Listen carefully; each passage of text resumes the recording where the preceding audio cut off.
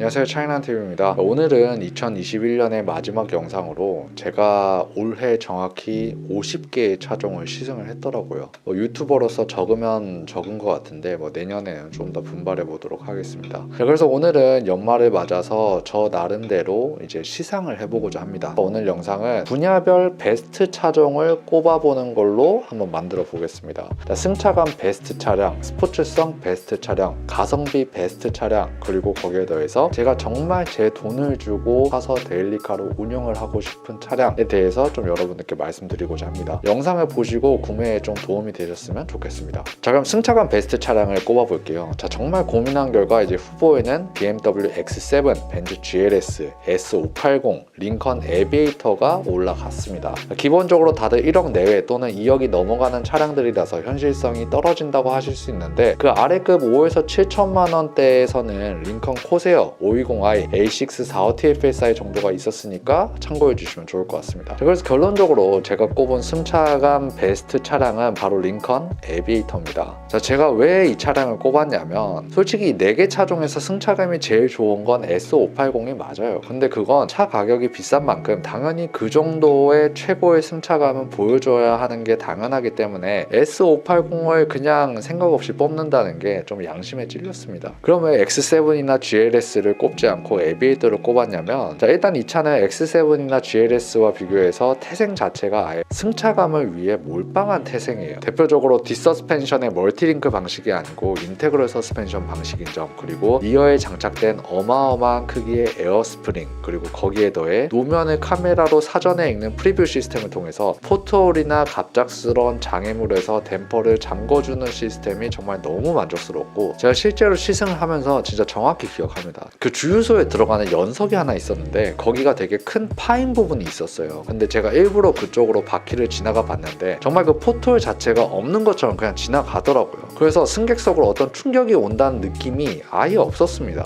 그걸 한번 체험해 보니까 진짜 신기하더라고요. 물론 X7도 M50i로 넘어가면 프리뷰 기능이 있긴 한데 가격이 일단 1억 6천이 넘어가기 때문에 쉽게 접근할 수 있는 가격대가 아니죠. 다만 에비에이터의 경우에는 이런 차를 1억 미만으로 살 수 있다는 부분에 점수를 좀 많이 줬고, 절대적인 승차감의 정도도 최고라고 판단했기 때문에 베스트 승차감 부분에서 1위로 꼽고 싶습니다. 다음으로 스포츠성 베스트 부문입니다. 후보에는 BMW M340i, M440i, 320i, M4, 아우디 A5 40TFSI가 있는데, 모든 걸 고려했을 때 가장 베스트 차량은 M340i를 꼽고 싶습니다. 근데 제가 이 M340i는 제대로 시승차를 받아서 진행한 건 아니고, 이제 잉남이와 함께하는 와인딩 컨텐츠에서 차주님의 차로 와인딩을 돌 때 좀 느낀 거긴 합니다. 제가 다른 차들은 제쳐두고 M340i를 꼽은 이유는, 자, 일단 이 차는 재밌게 타기에 적지도 않고 과하지도 않은 마력이기 때문에 컨트롤하기가 쉽고, 그래도 387마력이 이제 100% 후륜구동으로 가버리니까 나름 뒷바퀴가 오버로 날라갈랑 말랑 하는 그 재밌는 느낌에 더해서 LSD까지 있다 보니까 코너를 돌 때 스로틀을 밟아도 외륜 쪽에다가 구동을 강력하게 주다 보니까 이게 여기서 스로틀을 밟아도 되나?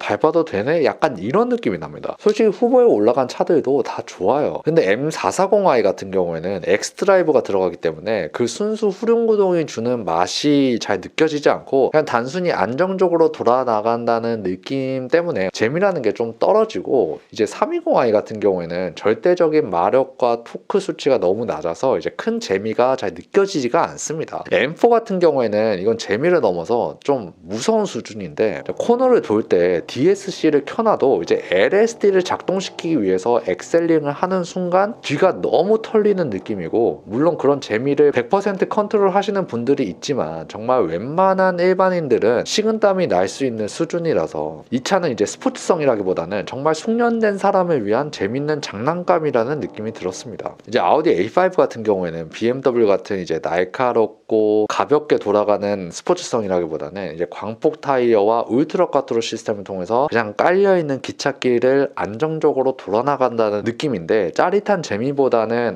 이게 코너에서 이런 이런 속도인데 이렇게 안정적으로 간다고? 라는 느낌을 선사해 줄 수 있어요. 그렇기 때문에 전체적으로 일반인이 컨트롤 가능한 범위 내에서 적당한 재미와 마력을 봤을 때는 M340i가 제일 낫지 않나 싶어서 한번 뽑아봤습니다. 자, 다음으로 가성비 베스트 차량입니다. 후보에는 포드 익스플로러 3.0 플래티넘 밖에 없습니다. 자, 단독 후보예요. 제가 왜 다른 후보 없이 이 차를 꼽았냐면 일단 독삼사 라인업 중에 가성비를 찾을 수 있는 차가 현재는 없어요. 예전에는 A650TDI 정도가 괜찮았는데 현재는 미판매 중이고 그 외에는 딱히 없어요. 그래도 포드 익스플로러 3.0에 대해서 좀 말씀드리자면 이 차는 일단 6기통 트윈터보임에도 불구하고 가격이 7천만 원을 넘지 않습니다. 여기서부터가 어마어마한 장점인 게 이 포드 링컨의 3.0 에코부스트 엔진이 보통 물건이 아닙니다. 분명 어떤 최신 기술이나 레이아웃이 적용되지 않은 엔진인데 그 엔진의 질감 자체가 상당히 좋고 반응성도 많이 빨라서 시승할 때마다 정말 놀라는 정도예요. 그리고 이게 2.3 모델이 안 좋은 건지 3.0 모델이 더 좋은 건지는 모르겠는데 3.0 플래티넘 모델에 앉아보면 거기서 느껴지는 이 소재의 부드러움과 고급감이 2.3이랑은 정말 비교도 안 됩니다. 추가로 요즘 트렌드인 캡틴 시트가 적용돼서 2열의 공간성도 굉장히 쾌적하고요. 물론 어떤 인포테인먼트 시스템이나 디스플레이 크기 같은 것들이 트렌드 대비해서 떨어지지만 다른 장점들이 그런 불만들을 상쇄하고도 남고 무엇보다 이런 6기통짜리 대형 패밀리 SUV에 고급스러운 실내와 공간감을 보여주는 외제차를 7천만 원 언더로 구매할 수 있다는 게 상당히 괜찮은 가성비죠. 그래서 정말 단독 후보로 익스플로러 3.0 플래티넘을 꼽았습니다. 다음으로 그냥 시승을 하면서 정말 반납하기 싫었던 차, 그러니까 다시 말하면 정말 사고 싶었던 차 하나 말씀드릴게요. 사실 매주 차를 시승하다 보면 약간 어떤 생각이 드냐면 굳이 막 좋은 차를 구매하고 싶다는 생각이 잘 들지는 않습니다. 그럼에도 이 차라면 정말 내가 데일리카로 타고 다니면서 정말 만족할 것 같다라고 생각한 차가 하나 있는데 그게 바로 랜드로버 디펜더입니다. 저는 애초에 이제 SUV 자체를 별로 좋아하지 않아요. 무게중심이 높은 데서 오는 롤링이라든가 그 불안함을 싫어하는 사람인데 이 차를 정말 1억이 있다면 바로 구입하고 싶은 이유가 일단 이 차는 상당히 사람들의 시선을 많이 받는 차예요. 제가 시승 중에 차를 잠시 세워뒀는데 지나가는 사람이 차 앞까지 오더니 이거 새로 나온 디펜더인가 하면서 한참을 쳐다보고 가시더라고요. 일단 기본적으로 차체의 떡대 자체가 상당하고 정말 그 디펜더만의 아이코닉한 디자인에다가 그 판게아 그린이라고 하는 시그니처 색이라면 그리고 애초에 흔한 차도 아니다 보니까 시선을 상당히 많이 받더라고요. 그런 하차감이라는 걸 즐기시는 분들한테는 정말 아주 큰 만족감을 줄 수 있는 차입니다. 그리고 정말 일상주행에서 만족스러운 점은 기본적으로 이 차는 시야 자체가 SUV치고도 상당히 높아서 아무리 막히는 서울 도로라도 그 앞쪽의 교통 흐름이 전부 다 보입니다. 이게 성격이 좀 급하신 분들은 앞쪽에 차가 많이 막힐 때 앞쪽의 상황을 좀 보고 싶어 하시는 분들이 많은데 물론 저도 좀 그렇긴 합니다.